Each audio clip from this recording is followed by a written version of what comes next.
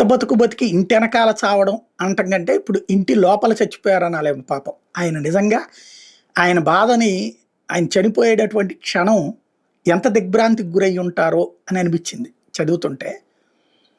ఎవరైతే కర్ణాటక మాజీ డీజీపీకి సంబంధించి ఆయన జీవితకాలం కష్టపడ్డాడు. రూపాయి రూపాయి కూడేశాడు. అంత పొలం సంపాదించాడు, అంత ఇల్లు సంపాదించాడు, అంతా ఉంది. తిండికి దిక్కు లేదు. మానసికంగా అడ్డదిడ్డంగా ప్రవర్తించేటటువంటి భార్య. చివరికి మానసిక ట్రీట్మెంట్ కూడా తీసుకున్నటువంటి భార్య. ఎప్పుడూ మొగుడి మీదన పడి ఏడ్చేటటువంటి భార్య. మొగుడిని తీవ్రంగా ద్వేషిస్తూ ఉండేటటువంటి భార్య. అయినా సరే భరించాడు. తన వృత్తిలోకి సంబంధించినటువంటి ఇక చివరికి కొడుకు దగ్గర ఉంటున్నాడు, లేకపోతే చెల్లెల దగ్గర ఉంటున్నాడు. ఎందుకని? ఈ భార్య మనస్తత్వానికి సంబంధించినటువంటి మెంటాలిటీనే కూతురుది కూడా. అంటే తల్లి కూతురు ఇద్దరు కలిసి ఆ భర్తని ద్వేషిస్తుంటారు, దూషిస్తుంటారు.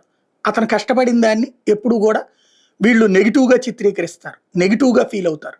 దాని పర్యవసానం ఆయనక వాళ్ళని నమ్మలేక ఇటు కొడుకుని నమ్ముతున్నాడు, లేకపోతే గనక చెల్లెలు నమ్ముతున్నాడు.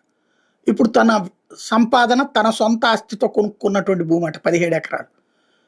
అందులో అది కాకుండా ఉన్నటువంటి ఆస్తులు భార్యకి కూతురికి రాశాడు. కానీ ఈ 17 ఎకరాలు కొడుక్కి నున్ను చెల్లికి రాయబోతున్నాడు అన్నటువంటి దగ్గర నుంచి చేయడానికి వీల్లేదు అని చెప్పి చంపేయడానికి సిద్ధపడితే వెళ్ళిపోయి చెల్లెల దగ్గర ఉన్నాడట ఆయన. ఆ చెల్లెల దగ్గరికి కూతురు వెళ్ళి లేదులే అట్లాంటి ఏం జరగదు అని చెప్పి ఇంటికి తీసుకొచ్చి ఇద్దరు కలిసి చంపేశారు. కళ్ళల్లో కారం కొట్టి కత్తులతో పొడిచి. ఈ చావు పగవాడికి కూడా రాకూడదు. ఎందుకంటే కట్టుకున్న భార్య, ఏది కన్న బిడ్డ కళ్ళెదురుగుండా తనని హత్య చేస్తుంటే, హతమారుస్తుంటే ఆ క్షణంలో ఆయన మానసిక పరిస్థితి ఏంటి?